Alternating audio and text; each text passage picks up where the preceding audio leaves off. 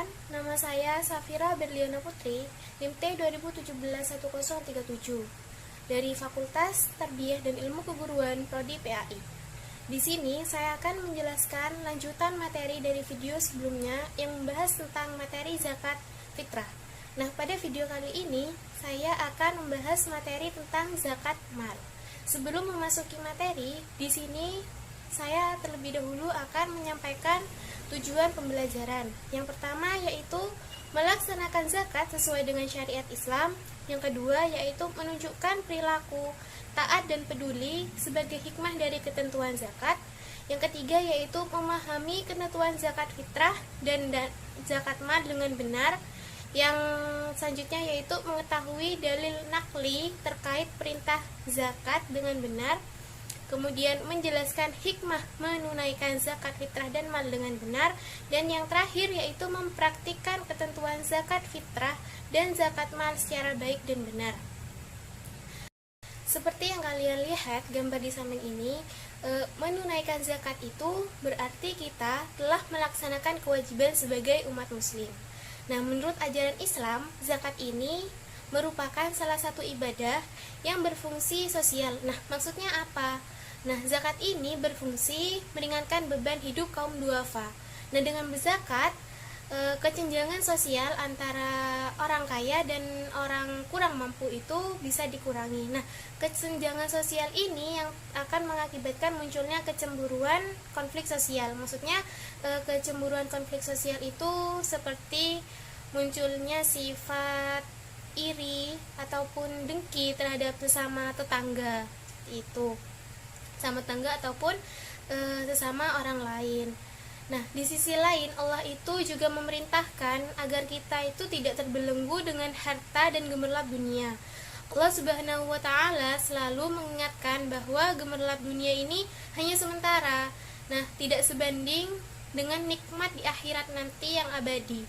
Nah, oleh karena itu, agama Islam memberikan pelajaran bahwa sebagian dari harta yang kita peroleh itu ada hak orang lain yang harus kita tunaikan. Nah, sebagian dari harta itu dikeluarkan sebagai zakat.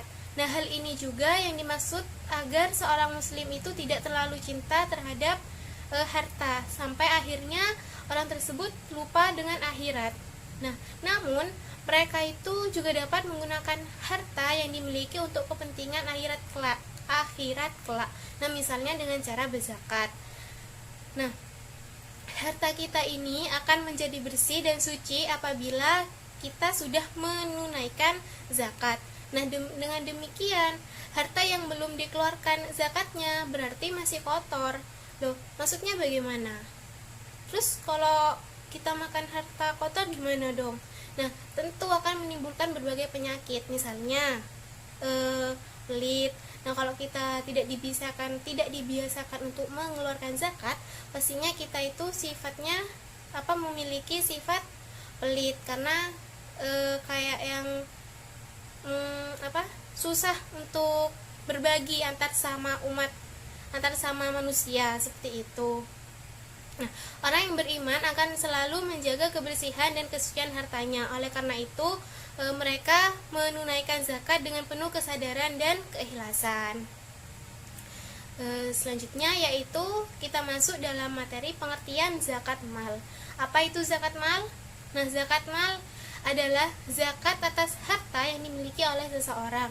Nah, zakat mal itu dikeluarkan untuk membersihkan harta yang dimiliki dengan cara memberikannya kepada orang-orang yang berhak menerimanya dengan kadar dan syarat-syarat yang telah ditentukan oleh agama. Hukum mengeluarkan zakat mal ialah wajib bagi orang yang sudah memenuhi syaratnya. Nah, jadi zakat mal ini bukan wajib untuk setiap umat muslim, tapi wajib bagi orang yang sudah memenuhi syaratnya. Syarat-syaratnya apa saja? Kita akan bahas lebih lanjut. Nah, selanjutnya yaitu ketentuan zakat mal. Nah, memberikan zakat harta kepada yang membutuhkan itu tidak serta-merta dilakukan begitu saja. Nah, adapun beberapa syarat yang harus dipenuhi. Nah, yang pertama yaitu harta yang dimiliki sepenuhnya. Maksudnya adalah harta kekayaan yang akan dizakatkan itu merupakan milik sepenuhnya orang yang mengeluarkan zakat. Yang kedua yaitu harta bisa berkembang. Maksudnya adalah harta yang dizakatkan tersebut berpotensi untuk berkembang bila diusahakan oleh pemiliknya. Misalkan kita mau berzakat uang. Nah, yang mau dizakatkan ini pingin membuka usaha. Jadi kita tanya, seperti yang saya sudah bahas di video sebelumnya, kita tanya butuhnya apa, butuhnya uangnya tuh berapa. Misalnya dia jawab, saya butuh modal 500.000. Nah, kita kasih uang 500.000. Nah, nanti kan orang itu mengelola uang tersebut, jadinya modalnya itu kan bisa kembali ke dia. Nah, jadi disinilah yang disebut hartanya yang bisa berkembang. Nah, selanjutnya yaitu harta yang telah mencapai nisab. Maksudnya adalah harta yang dimiliki seseorang yang telah mencapai jumlah tertentu sesuai dengan yang ditetapkan. Nah, bila harta tersebut belum mencapai nisab, maka tidak wajib dizakatkan, namun disarankan untuk bersedekah. Selanjutnya yaitu harta lebih dari kebutuhan pokok. Maksudnya adalah harta orang yang berzakat harus lebih banyak dari kebutuhan pokoknya. Selanjutnya yaitu terbebas dari hutang. Maksudnya adalah pihak yang berzakat harus bebas dari hutang sebelum memberikan zakat. Jika orang tersebut berhutang, maka itu tidak begini. Misalkan orang tersebut memiliki hutangnya itu 1 juta. Nah, harta dia sendiri itu hanya 500.000. Maka orang yang seperti inilah yang tidak diwajibkan untuk berzakat. Apabila orang tersebut sudah terbebas dari hutang, maka dia sudah memiliki kewajiban berzakat. Bisa jadi orang yang orang yang biasa saja tapi terbebas dari hutang, maka orang tersebut yang diwajibkan untuk berzakat. Nah, selanjutnya yaitu harta yang telah mencapai 1 tahun atau haul. Maksudnya adalah kepemilikan atas harta yang telah mencapai 1 tahun. Nah, ini khusus hewan ternak. Nah, sedangkan harta perniagaan seperti harta simpanan, hasil pertanian, barang temuan, itu tidak terdapat syarat mencapai 1 haul atau 1 tahun kepemilikan. Berikut ialah harta yang wajib dizakatkan. Nah, dalam kajian fikih, jenis harta yang wajib dikeluarkan itu ada 5 macam. Yang pertama yaitu emas atau perak, yang kedua yaitu harta perniagaan, yang ketiga yaitu hewan ternak, yang keempat yaitu pertanian, dan yang kelima harta temuan. Nah, yang pertama, emas dan perak merupakan barang-barang berharga. Nah, emas dan perak yang wajib dikeluarkan ini adalah emas dan perak yang merupakan harta simpanan. Nah, emas dan perak yang wajib dikeluarkan ini apabila sudah dimiliki selama 1 tahun. Jadi misalkan kita udah punya emas dan perak selama 1 tahun. Nah, maka emas dan perak inilah yang wajib kita keluarkan. Kalau misalnya belum mencapai 1 tahun, itu masih masih tidak diwajibkan untuk dizakatkan. Tapi misalkan kita mau bersedekah, itu boleh seperti itu. Selanjutnya yaitu harta perniagaan. Nah, harta perniagaan ini adalah harta yang diperdagangkan. Untuk harta jenis ini diisyaratkan sudah setahun dan sudah mencapai 1 nisab. Nah, nisab ini dihitung dari harta milik sempurna dan tidak termasuk pinjaman kepada pihak lain. Selanjutnya yang ketiga yaitu peternakan binatang ternak atau piaraan. Yang harus dikeluarkan zakatnya adalah kambing atau domba, sapi atau kerbau, dan unta. Nah, untuk peternakan yang selain disebutkan dalam tabel seperti unggas, budidaya, perikanan, nah perhitungan zakatnya itu disamakan dengan harta perniagaan. Nisabnya yaitu senilai dengan harga emas dan zakat sama dengan emas. Selanjutnya pertanian. Nah, pertanian yang dimaksud ini adalah hasil pertanian yang khusus memproduksi makanan pokok seperti beras, jagung, gandum, sagu, dan lain-lain.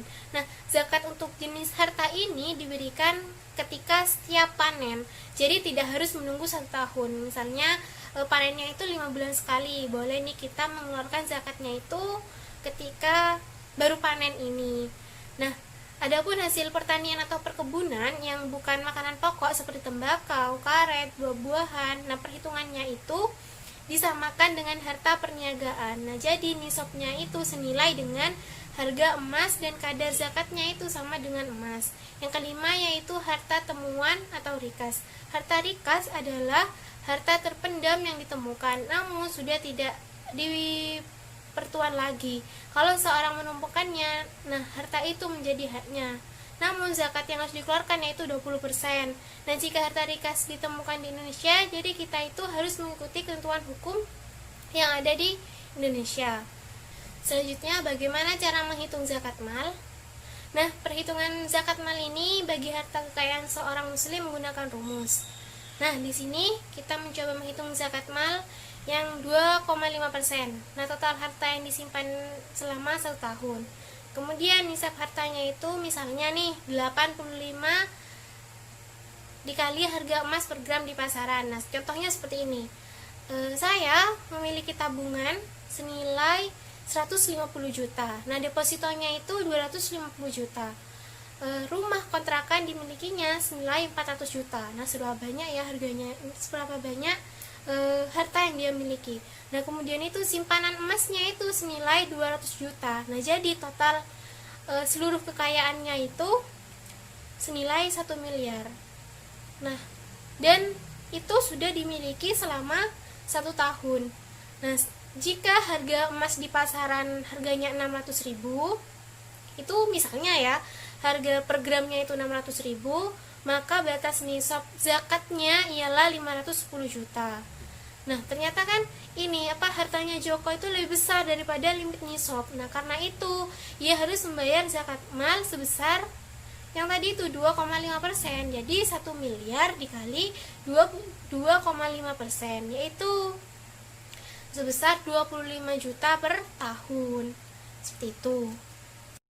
Nah, contoh lain, yang ini nisab emas. Nah, misalnya nisab emasnya adalah 20 dinar. Nah, sedangkan 1 dinar itu sama dengan 4,25 gram emas. Maka 20 dinar adalah 85 gram emas murni. Nah, dari nisab tersebut diambil 2,5%. Nah, jadi contohnya misalnya saya mempunyai 100 gram emas selama 1 tahun. Maka zakat mal yang wajib saya keluarkan yaitu 2,5% dikali 100 gram dan hasilnya 2,5 gram. Nah, maka 2,5 gram inilah yang harus saya keluarkan untuk zakat mal. Selanjutnya yaitu nisab perak. Nah, nisab perak ini adalah sebesar 200 dirham. 1 dirhamnya itu 595 gram. Dan dari nisab tersebut akan diambil 2,5% dengan menggunakan sama perhitungan yang tadi itu yang menghitung nisab emas. Memasuki di materi yang terakhir yaitu hikmah zakat. Apa saja hikmah zakat? Yang pertama yaitu ungkapan rasa syukur atas nikmat yang Allah berikan. Nah, jadi dengan kita mengeluarkan zakat itu merupakan salah satu bentuk kita bersyukur atas rezeki yang Allah berikan selama ini. Yang kedua yaitu mengurangi kesenjangan sosial antara yang kaya dengan yang kurang mampu.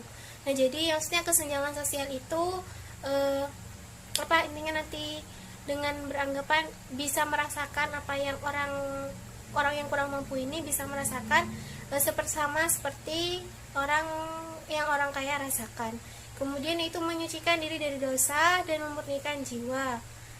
Nah, keempat yaitu menumbuhkan sifat dermawan dan mengikis sifat kikir. Dengan kita berzakat sudah pasti kita akan memiliki sifat dermawan. Jadi kita itu tidak pelit lagi terhadap sesama. Udah kebiasa kita untuk mengeluarkan zakat. Jadi kalau misalnya kita mau memberi sesuatu itu tidak mikir lagi nanti kalau misalnya aku ngasih ini ntar habis gimana ya. Nah, kita kalau udah kebiasa mengeluarkan zakat pasti tidak memiliki pikiran seperti itu lagi. Yang kelima yaitu alat pembersih harta dan penjagaan dari ketamakan orang jahat. Nah, pasti dengan kita berzakat itu mengurangi sifat tamak seseorang. Jadi tidak cinta yang terlalu berlebih-lebihan terhadap harta yang kita miliki, padahal harta yang kita miliki ini hanyalah semata-mata titipan Allah. Yang keenam yaitu menolong, membantu dan membina kaum duafa. Maksudnya kaum duafa yaitu orang yang lemah secara ekonomi maupun mustahik lainnya ke arah kehidupan yang lebih sejahtera. Jadi dengan kita berzakat otomatis kita akan menolong ekonomi mereka dengan dengan harapan ekonomi mereka itu bisa naik dan bisa lebih sejahtera lagi. Yang ketujuh yaitu mewujudkan tatanan masyarakat yang sejahtera, rukun dan damai. Nah, pasti ketika kita sudah mengeluarkan zakat, kita memberikan zakat, misalnya kita memberikan zakat kepada tetangga kita, pastinya kita ikut senang juga apabila orang tersebut sudah tidak kekurangan lagi, seperti itu.